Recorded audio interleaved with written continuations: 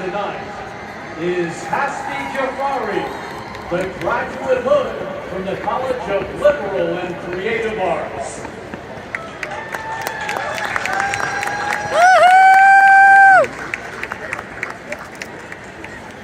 Freedom is a daily practice. I learned this from the young Iranian protesters who put their lives on the line for the dream of a free Iran.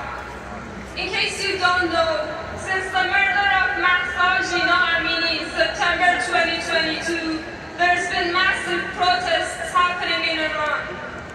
I love this mantra because it assigns a learning curve to the idea of becoming free. Freedom is the same desire that brought me to San Francisco 3 years ago.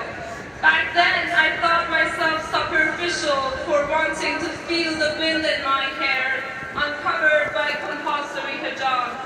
And I was ashamed of my decision to leave my mom, dad, partner, and spoiled queen parakeets to travel across the world to feel a sense of belonging. Now I know that I felt that way because systematic control of my most personal choices was so deeply normalized. Now I'm proud that I followed my desire and so very grateful to have landed in a place where I got to practice freedom. Since then, I've learned that freedom is beautiful, but the path to it is often excruciatingly uncomfortable, painful, and can look different for everyone. Practicing freedom can look like not wearing the veil, even though you may get detained, tortured, or killed for it. Or keeping your hopes up 7 months into a revolution you were naive enough to think would take 7 days. It can look like trying to fit 2,500 years of complicated historical context and 7 months of resistance into a 5-minute speech.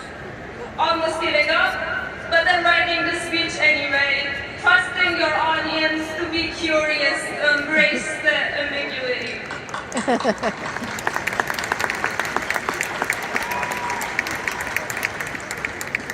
It is very difficult for me to stand here today when there's so many people in my country facing prosecution or having lost eyes and lives.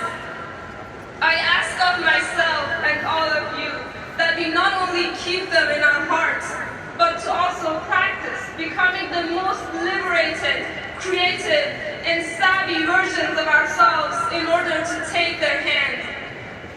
And I ask that we keep sight of their humanity by recognizing that their desire for life and love for each other is far greater than the horrors that they face. As someone honored to have called both countries home, I encourage you to see their fight as your fight, as the basic rights of women, people of color, and the LGBTQ+ and disabled communities are under threat in this country as well.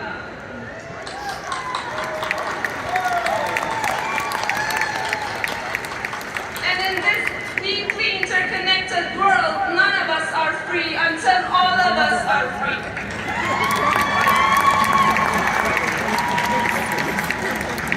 Freedom is a journey. There's no end, and the path is messy. It can look like not being able to attend your kid's graduation speech because you sent them to the other side of the world so they'd be a freer person than you. But that kid sees you everywhere in the crowd. At last, I want to thank all the beautiful souls who helped me get here and express my sincerest gratitude to my mentors and peers at SF State for helping me free my voice. You made my sacrifices worth it. May we never give up our pursuit of freedom. Jen, Jian, Azadi, Zan, Zendegi, Azadi, and I ask that you